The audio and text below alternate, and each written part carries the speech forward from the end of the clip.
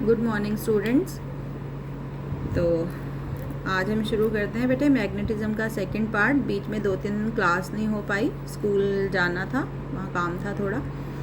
तो अब ये जो लेक्चर आज मैं दूंगी इसको साथ के साथ करना है, जैसे मैंने पहले बताया था कि मैग्नेटिज्म साथ साथ करना है, ठीक है। और सैटरडे जो क्विज़ है वो करंट इलेक्ट्रिसिटी आएगा उसमें, तो उसको सारा रिवाइज़ कर लेना और आप सभी ने पार्टिसिपेट भी करना है। तो let's start second part magnetism का। This is the motion of a charged particle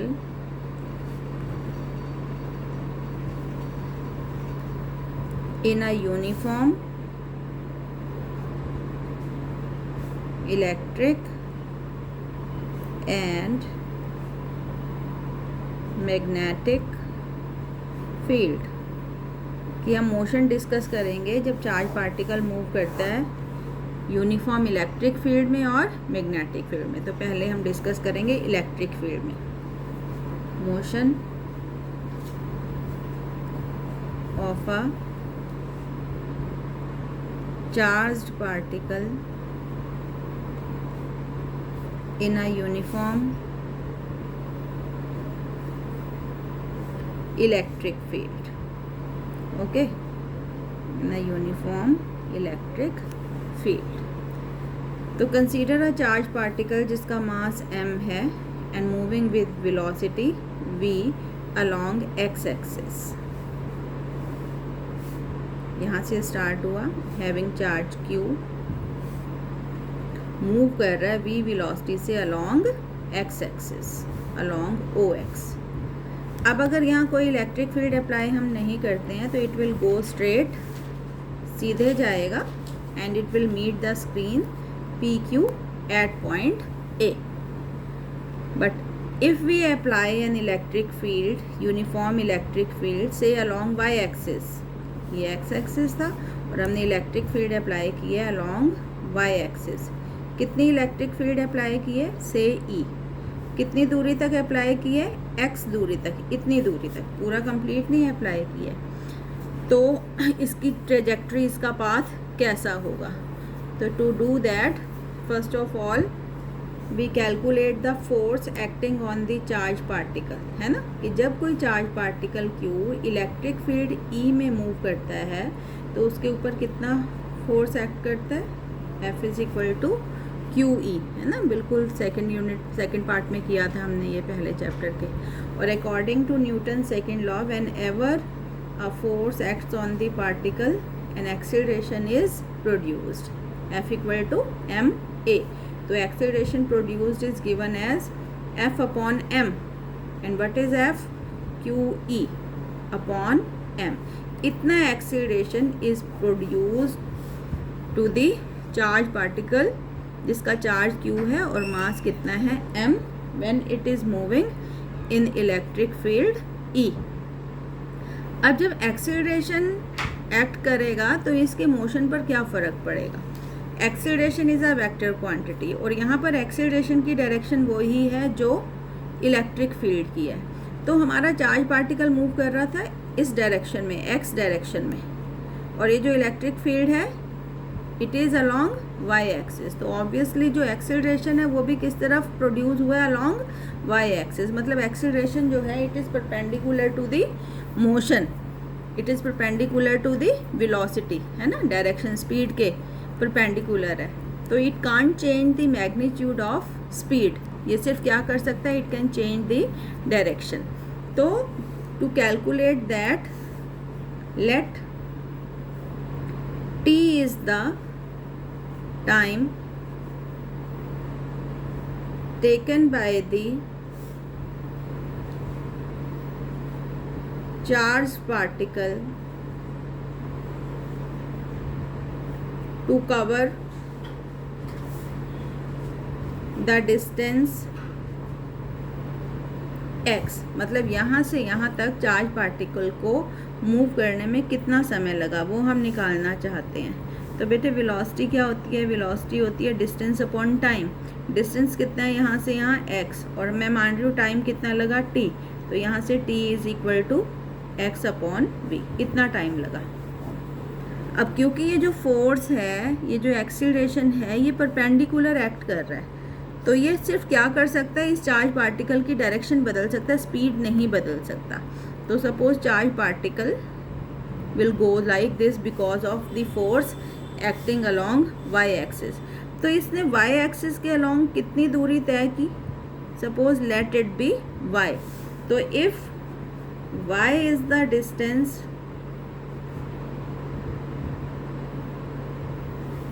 covered along y axis, तो उसको कैलकुलेट करने के लिए हम इक्वेशन ऑफ मोशन यूज़ करेंगे। s is equal to u t plus half a t square. हमें distance निकालना है कि इसने y डायरेक्शन की तरफ कितनी दूरी तय की है। तो y डायरेक्शन की तरफ इसने y दूरी तय की है इतनी। इनिशियल वेलोसिटी 0 थी चार्ज पार्टिकल की, t प्लस हाफ ए का मैग्नीट्यूड कितना है, सिर्फ मैग्नीट्यूड की बात करूँ तो Q E upon M into T square, और यहाँ टी कितना लिया हुआ है हमने, एक्स अपॉन वी का स्क्वेयर। ठीक है, तो ये हो गया आपका y is equal to Q E X square upon 2m V square, और यहाँ से X square is equal to, यहाँ ले जाओ आप इसको, 2m V square upon q into E into Y, है ना। इस इक्वेशन से एक्स स्क्वेयर इतना आ गया। अब ये हर चीज़ कांस्टेंट है यहाँ पर, mass of charge particle, speed of charge particle, charge और इलेक्ट्रिक फील्ड, मतलब x square is equal to के वाई। कैसी इक्वेशन है ये मैथ्स में, एक्स स्क्वेयर इक्वल टू के वाई इज कैसी इक्वेशन है, it is the second degree equation in x and it represents parabola. तो path of the charge particle in a uniform electric field will be parabola. This is second degree equation and represents parabola. तो कैसा path होगा charge particle का, ये complete नहीं है, it is a partial parabola, X square equal to के Y. देखो ना, अगर आपके पास कुछ इस तरीके की इक्वेशन बनती है, y equal to m x plus c, इस तरीके की, तो ये इक्वेशन क्या रिप्रेजेंट करती है, स्ट्रेट लाइन। तो हम कह देते हैं भाई this is the equation of straight line and path will be straight line. अब इस तरीके की इक्वेशन मैथ्स में आपने पढ़ा होगा, तो ये पैराबोला को रिप्रेजेंट करती है। तो पाथ कैसा होगा, पैराबोला। इसके बाद जब पार्टिकल अगेन इलेक्ट्रिक फील्ड से बाहर निकलेगा यहाँ पे, तो it will go straight and hit the screen at point B. Clear है। तो this is the motion of the charge particle in a uniform electric and magnetic field, in uniform electric field. एक बात और बेटे, अगर ये charge particle x की तरफ जा रहा था, अभी तो मैंने इलेक्ट्रिक फील्ड आपको बोला कि हमने y की तरफ अप्लाई की, अगर यही इलेक्ट्रिक फील्ड हम x की तरफ ही अप्लाई कर देते तो क्या होता, तो स्पीड ऑफ द पार्टिकल बढ़ जाती। ठीक है, और उल्टा कर देते कि पार्टिकल तो अलॉन्ग x एक्सिस जा रहा है और हमने इलेक्ट्रिक फील्ड अपोजिट अप्लाई की है, तो क्या होता, तो स्पीड ऑफ द पार्टिकल कम हो जाती। लेकिन क्यों, क्योंकि ये इलेक्ट्रिक फील्ड परपेंडिकुलर अप्लाई कर रही है, ना तो ये स्पीड को बढ़ा सकती है ना ये स्पीड को कम कर सकती है, it can only change the direction. Clear है। तो ये बात आपको याद रखनी है कि अगर electric field x in the direction of motion of charge particle, the charge particle will accelerate, और अगर electric field x opposite to the direction of motion of charge particle, तो charge particle will decelerate। ठीक है, उसकी speed कम हो जाएगी। तो ये है motion of the charge particle in a uniform electric field। अब हम आगे करते हैं, ये बहुत इम्पॉर्टेंट है आगे मैग्नेटिक फील्ड वाला, इस पर बेस्ड साइक्लोट्रॉन आएगा आपका, जो 5 मार्क्स का क्वेश्चन पक्का आता है। Motion of a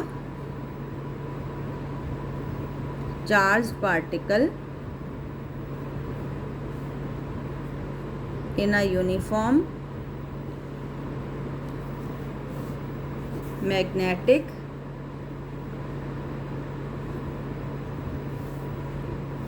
field. ठीक है, in a uniform magnetic field. Okay, this is the magnetic field represented by parallel lines which are equidistant from each other. ऐसी magnetic field represent करती है uniform magnetic field which is acting in the plane of the paper. कितनी है ये magnetic field? B.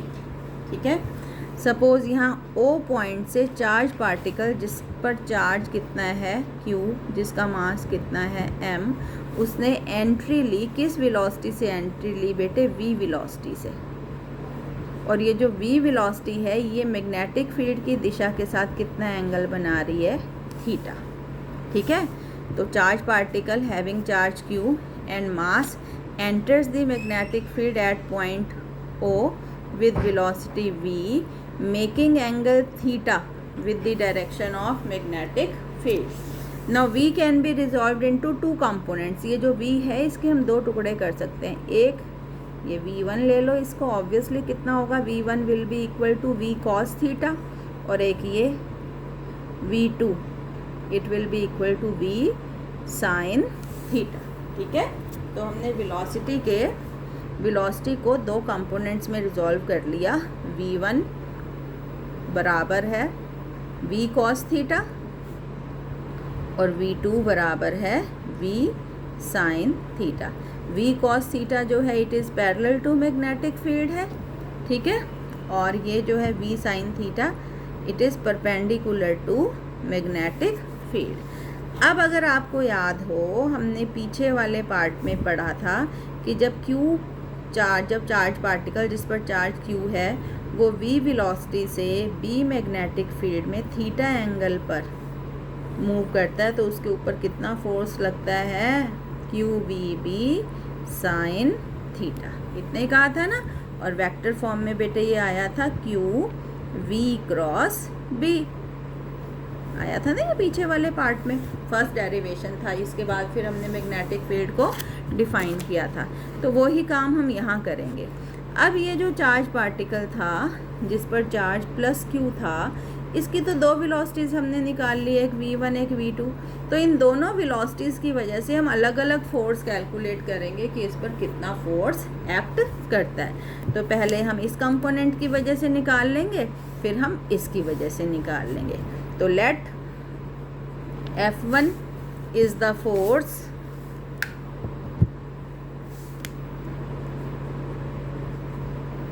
acting on charged particle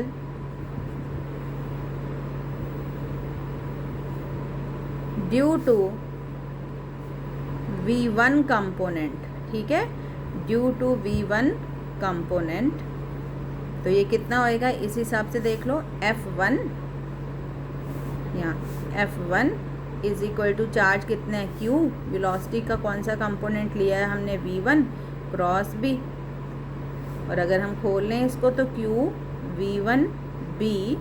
अब V1 B इसी direction में है और मैग्नेटिक फील्ड भी देखो इसी डायरेक्शन में है, तो इन दोनों के बीच में एंगल कितना है? 0। तो यहाँ पर QV1B जब खोला हमने तो साइन क्या आया बेटे? 0 डिग्री। और साइन 0 क्या होता है? 0। मतलब F1 will be equal to 0। It means V1 component की वजह से इस चार्ज पार्टिकल के ऊपर कोई फोर्स एक्ट नहीं कर रहा। मतलब ये पार्टिकल इस मैग्नेटिक फील्ड में सीधे सीधे चलता रहेगा। किस वेलोसिटी से चलता रहेगा? V1 वेलोसिटी से, as no force is acting on it. अब लेट्स सी कि इस कंपोनेंट की वजह से कितना फोर्स एक्ट कर रहा है। तो इसी तरीके से let F2 is the force acting on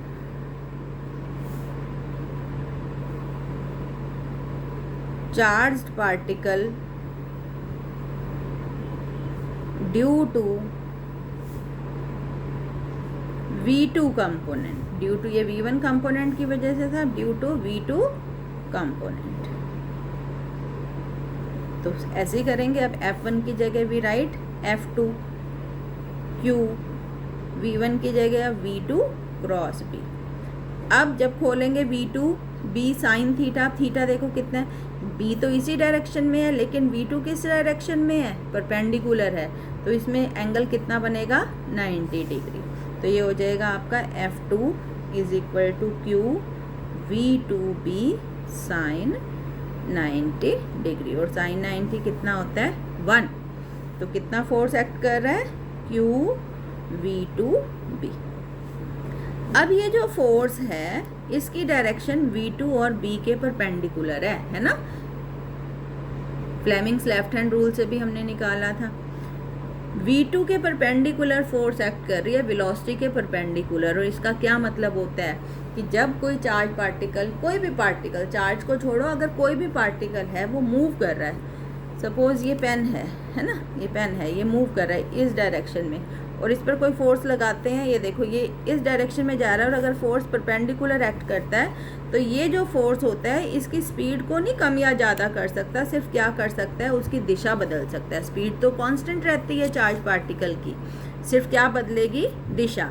now this force, as this force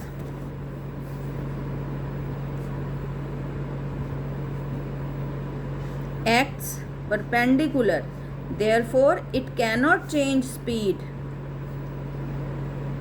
it cannot change speed, it can only change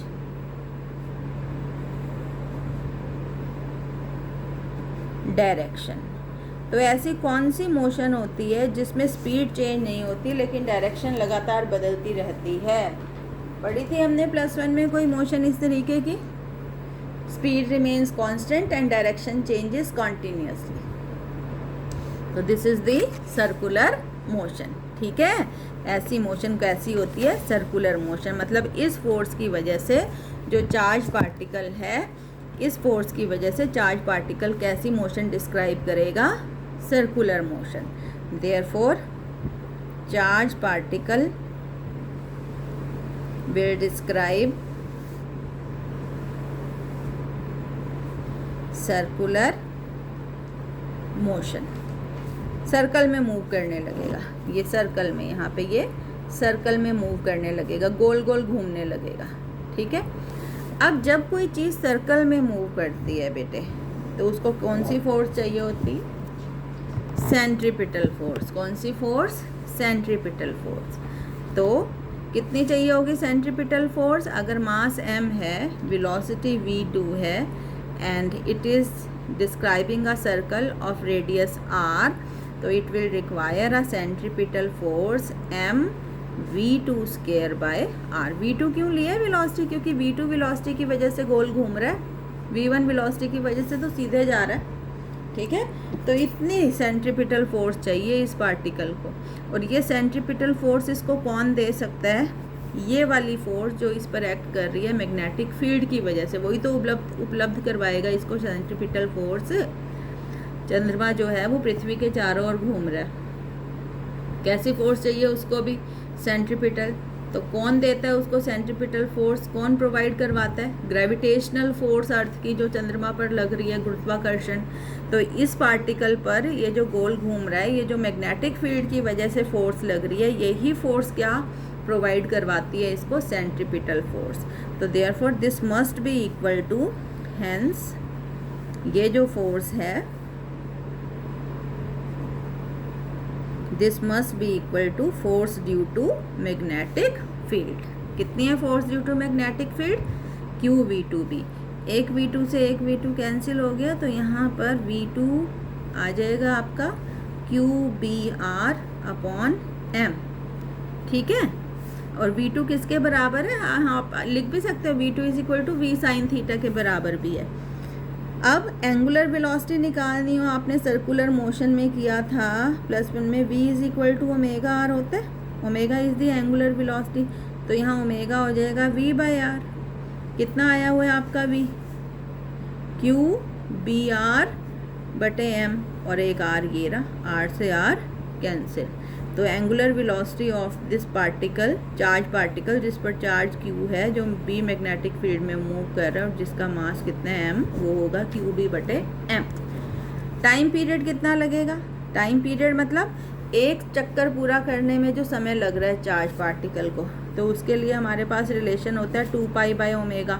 भूल गए हो कि याद है? रिवाइज कर लेना इसको, +1 की सर्कुलर मोशन में से सेकंड चैप्टर में करवाया था, प्रोजेक्टाइल और सर्कुलर मोशन। तो ये 2π और ओमेगा की जगह QB/m है, तो m ऊपर चला जाएगा। This is the time period of charge particle. Frequency क्या होती है कि 1 सेकंड में कितने नंबर ऑफ रेवोल्यूशंस कंप्लीट करेगा, कितने चक्कर पूरा करेगा, तो वो रहता है बेटे 1/t। New is equal to 1/t, तो this is equal to QB/2πm। ये सारा का सारा जो हम काम है इसको हम साइक्लोट्रॉन में डिस्कस करेंगे, जो बहुत इम्पॉर्टेंट है। और ये जो है आप यहाँ से इसको अच्छे से कर लेना, ठीक है। तो अभी हम इसको कंप्लीट करेंगे कि जब चार्ज पार्टिकल मूव किया, एंटर किया मैग्नेटिक फील्ड में v वेलोसिटी से, which is making angle theta with magnetic field. दो कंपोनेंट हमने कर लिए वेलोसिटी के। v1 जो मैग्नेटिक फील्ड के पैरेलल था, इस कंपोनेंट की वजह से कोई फोर्स नहीं लग रहा था, तो ये सीधे सीधे जा रहा है। v2 कंपोनेंट जो परपेंडिकुलर था मैग्नेटिक फील्ड के, इसकी वजह से जो फोर्स लग रहा है वो पार्टिकल को गोल घुमाएगा। अब आप इमेजिन करके देखो कि पार्टिकल सीधे भी जा रहा है और पार्टिकल गोल भी घूम रहा है, कैसी मोशन होगी? बोलो कैसी होगी? सोच के देखो कि आप लीनियर डिस्टेंस भी ट्रेवल कर रहे हो और आप सर्कुलर डिस्टेंस भी ट्रेवल कर रहे हो, तो इट विल बी कैसी? It will be helical motion. देखो हेलिकल मोशन, स्प्रिंग जैसी, कि आप आगे भी बढ़ रहे हो और आप गोल भी जा रहे हो।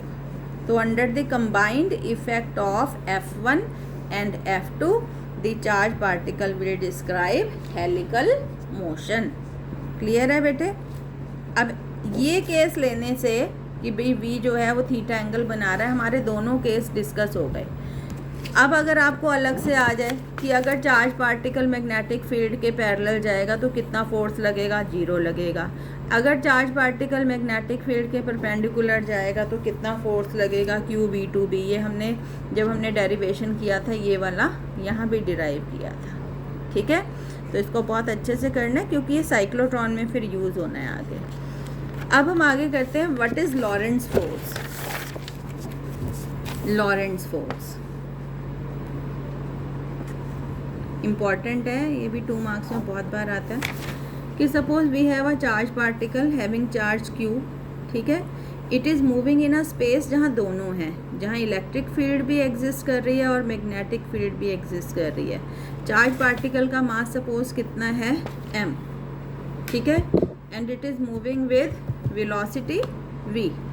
तो हमें पता है कि जब कोई charge particle having charge Q electric field E में मूव करता है तो उसके ऊपर कितना फोर्स लगता है?